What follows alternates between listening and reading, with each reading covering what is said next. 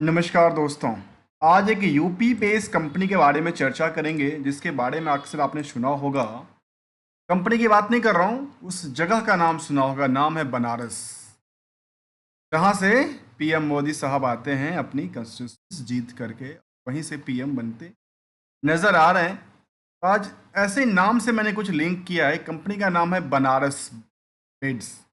ये कंपनी कामकाज क्या करती है वो देखिए। ये हैंडीक्राफ्ट से रिलेटेड कंपनी का कामकाज है, और हैंडीक्राफ्ट से रिलेटेड कंपनी के कामकाज के कारण इनको फंड की जब जरूरत हुई तो उन्होंने स्टॉक मार्केट से आईपीओ लेकर के अपनी फंड रेज किया, और ये सब चीज़ें चलती रही। अब स्टॉक मार्केट में कंपनी का क्या है, शेयर बिक बेचती खरीदती नजर आती है लोग।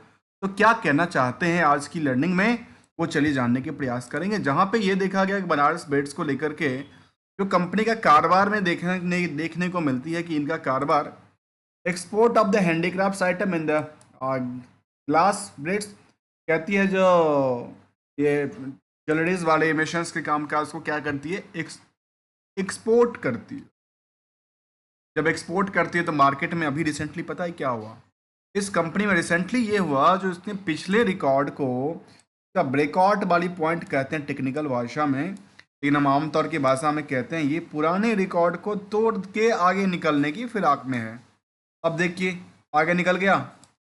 अब यहाँ से जैसे आगे निकला तो मार्केट को क्या लगता है, एक नया ट्रस्ट बिल्डअप होता है।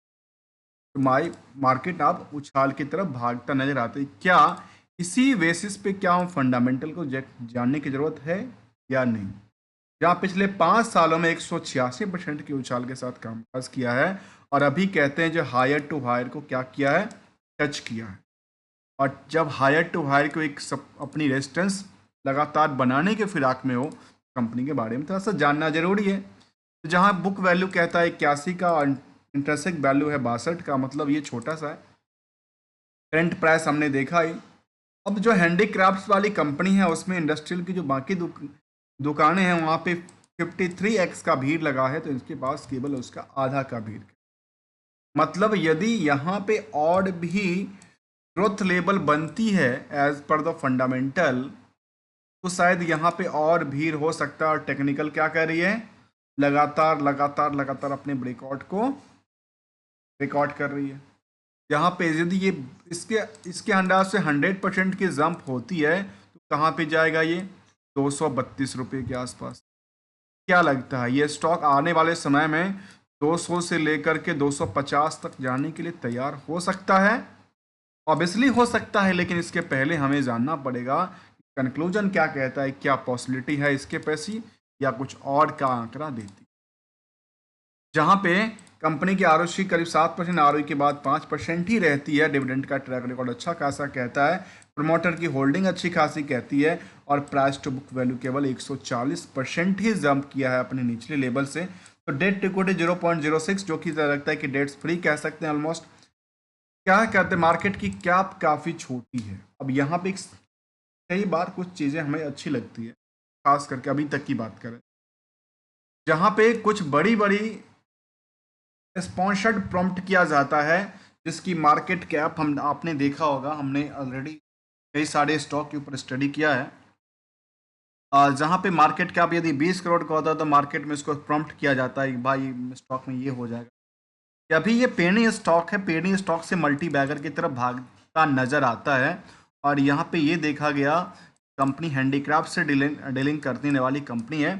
तो इसमें क्या कहना चाहते हैं, इससे पहले की बात करूँ तो हम धात्री उद्योग, एफ इंटरप्राइजेस, अभी दी तुरंत की बात करूँ, दीप डायमंड्स जैसे कंपनियों में मार्केट स्पॉन्सर्ड किया गया था, और वो पता नहीं पंप डंप सिस्टम के हिसाब से चल रहा होगा। यहाँ पे मुझे अच्छी बात ये लग रही है, यहाँ पे कोई भी बल्क ट्रेड की बात नहीं सामने निकल के आती है।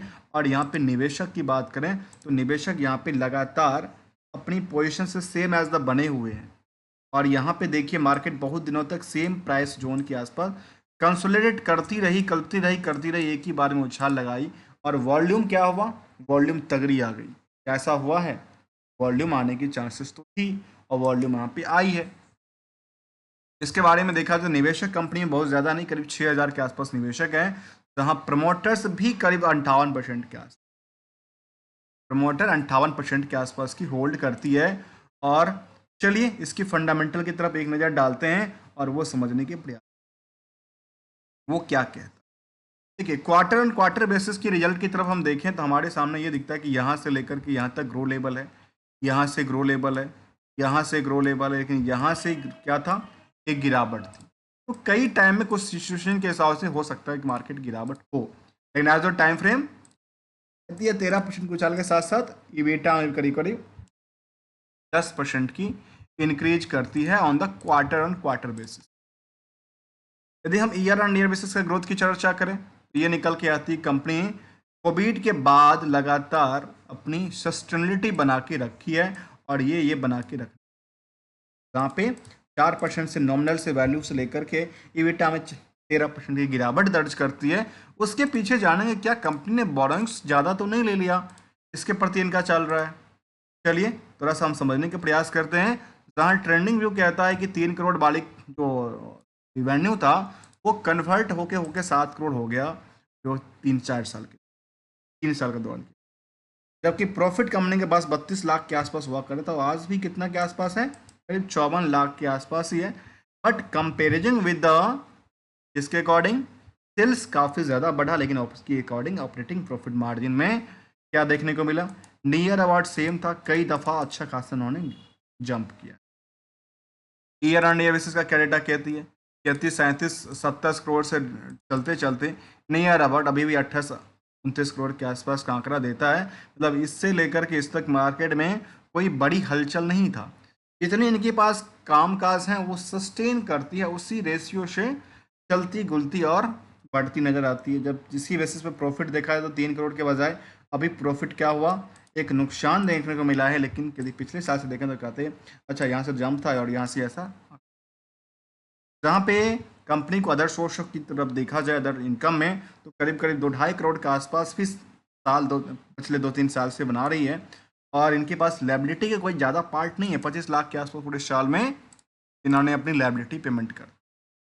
अब देखिए बैलेंस शीट फिगर में क्या कहना चाहती है, और वो ये दर्शाना चाहती है कि हमने ईयर ऑन ईयर बेसिस में यदि देखें यहाँ से लेकर के 20 से लेकर के आज तक की में, तो शायद लगातार क्या कर रही है, एक ग्रोइंग्स कैटेगरी के अंदर आती है। और कंपनी एक लगातार जब ग्रोइंग कैटेगरी के अंदर आती है, आगे चल करके अभी जब चार्ट की देखेंगे दोबारा आएंगे, चार्ट ट्रेंडिंग को लेकर के चर्चा करेंगे, तो यहाँ पे मुझे एक डिमेरिट की बात कर, क्या एक वीक पोजीशन की बात निकल, क्यों कैसे, यदि हमारी एसेट्स 6% बढ़ती है और लायबिलिटी भी आपकी 81% बढ़ जाती है, ये इनके लिए एक डिमेरिट की बात करती है। क्या कहती है, एक डिमेरिट की बात करती है, वीक में हो या डिमेरिट की बात। चलिए उसको भी हम समझने का प्रयास करते हैं इसमें हुआ क्या। तो बोरोइंग्स में लेकर कंपनी ने भी इंक्रीज किया है, मार्च में 24 लाख की बोरोइंग्स लिया है, और बोरोइंग्स लेने के बाद इनके पास फिक्स से अच्छे खासे पड़े हुए हैं। अब हैंडीक्राफ्ट्स वाले आइटम में कंपनी के पास उधार ही पड़ा हुआ है क्या, ऐसा देखने को मिलता है कंपनी के पास करीब 6 करोड़ से ज़्यादा का उधार की बात बनती है। अब यहाँ पे 6 करोड़ से ज़्यादा का उधार की यदि बात बनती है तो कंपनी के बारे में देखा जाए तो ये कहती है 3 महीने में पैसे आते हैं इनके पास, 3 महीने में पैसे आए, और ये करीब करीब 3 करोड़ का जो आंकड़ा कहता है ना 6 करोड़ के आसपास का, उसके अकॉर्डिंग यदि हम सोच के देखें हमारे सामने क्या दिखता है, 28 करोड़ के डेटा में 6 करोड़ का डेटर्स और 2 करोड़ 70 लाख, 3 करोड़ मानते हैं, 3 करोड़ का प्रॉफिट। इन तीनों नंबर को कंपेयर करके देखिए जो क्या संकेत देना चाहता है रिस्क फैक्टर। जहाँ 28 करोड़ में 3 करोड़ प्रॉफिट बनाती है, इसके अलावा 6 करोड़ का डेटर फंसा हुआ है, और इसके अकॉर्डिंग ये 100% 200% की आसपास है, यहाँ से 100% से ज़्यादा क्या कहती है, जंप दिखती है, तो उसको 2x कहते हैं, कह सकते। ये कुछ आंकड़ा था कंपनी को जहाँ पे रिस्क फैक्टर थोड़ी सी है, 90 दिन के लिए है, लेकिन परसेंटेज ऑफ जो डेटर्स रेशियो है वो थोड़ा सा ज़्यादा आंकड़ा कहता है, जहाँ पे निवेशक में केवल पब्लिक और प्रमोटर की होल्डिंग है, में 6000 से ज़्यादा के लोग इन्वेस्टेड हैं कंपनी में, ये कुछ आंकड़ा देता है।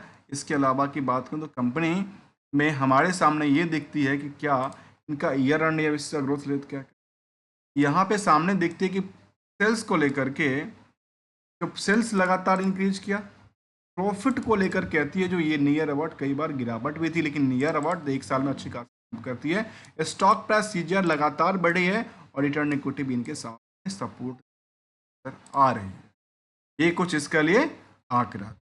अब चलिए आंकड़ों की बात में हम चलने के प्रयास करते हैं, कंपनी को किस तरफ की हम मूव करके देखें, तो आखिर कंपनी क्या आगे पोटेंशियल के साथ कामकाज कर पा रही है, नहीं कर पा रही। दोस्तों चार्ट में देखा जाए तो चार्ट में हम पुराने के पुराने हिस्टोरिकल डेटा की तरफ चल लेते हैं।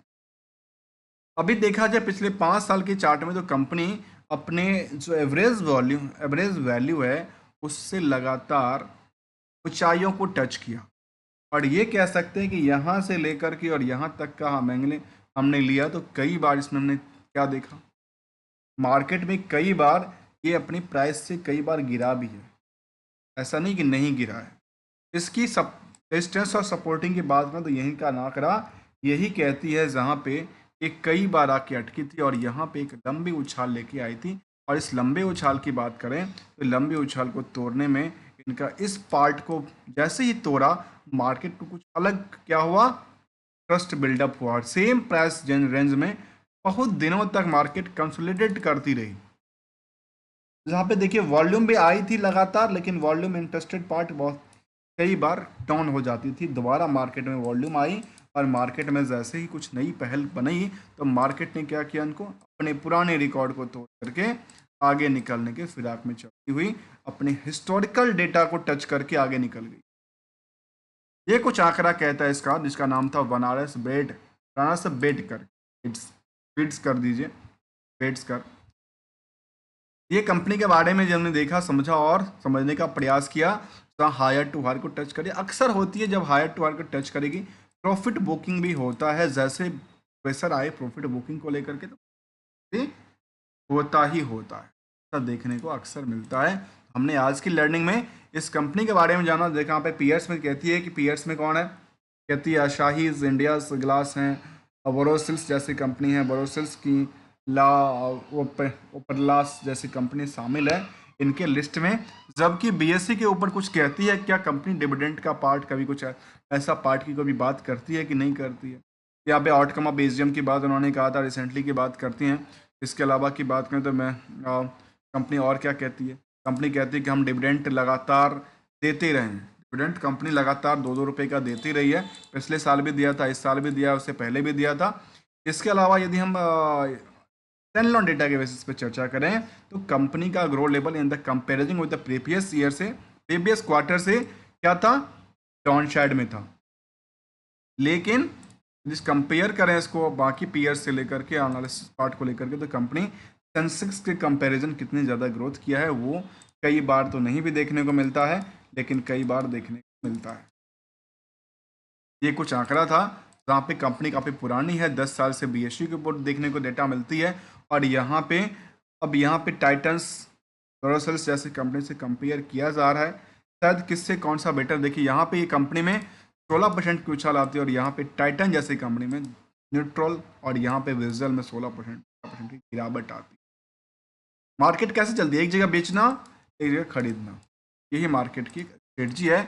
इसीलिए स्टॉक मार्केट में लिस्ट ऑफ शेयर काफ़ी ज़्यादा है, जितना मन करे उतना खरीद सकते हैं, जितना मन। कंपनी कामकाज क्या था, कहती है इसको जेम्स ज्वेलरी एंड वासेस से कंपेयर किया गया, और इस तरह की कंपनी के मार्केट ग्रोथ काफ़ी ज़्यादा बनती है, और ये कहती है जो हैंडीक्राफ्ट से कंपनी करती है। यहाँ पे कहती हैं कि इनके पास बैडलॉग्स हैं, बैग्स एंड द स्कारसिक्स कैटलॉग्स की बात करती है, और ये ऑनलाइन पेमेंट भी कलेक्ट करती नज़र आती है। और ये यूपी बेस कंपनी था, बनारस नाम है जहाँ से मोदी जी भी आते हैं, लेकिन ये बनारस का है कंपनी नहीं कि नहीं है, ये तो मैं आंकड़ा नहीं बता सकते क्या बनारस बेस कंपनी है या नहीं है। तो चलिए एक नज़र डालने की प्रयास करते हैं कहाँ की लिस्टेड कंपनी है और कहाँ इनकी ऑफिस की एड्रेस की। कंपनी के बारे में तो कहती है कि यहाँ पे कंपनी करीब करीब ये देखा जाए तो ये कहती है जो बनारसी इनका ऑफिस है, वाली कंपनी है, और लगातार ग्रोइंग कैटेगरी के अंदर फिलहाल आती नज़र आती है। और यहाँ का क्या कहती हैं NSDL recording for the Windows closing with the quarter of the half yearly Indian की इनका पेन ऑफ द डिजनेशन की बात करते हैं, उनका पेन को भी लगाती कंपनी।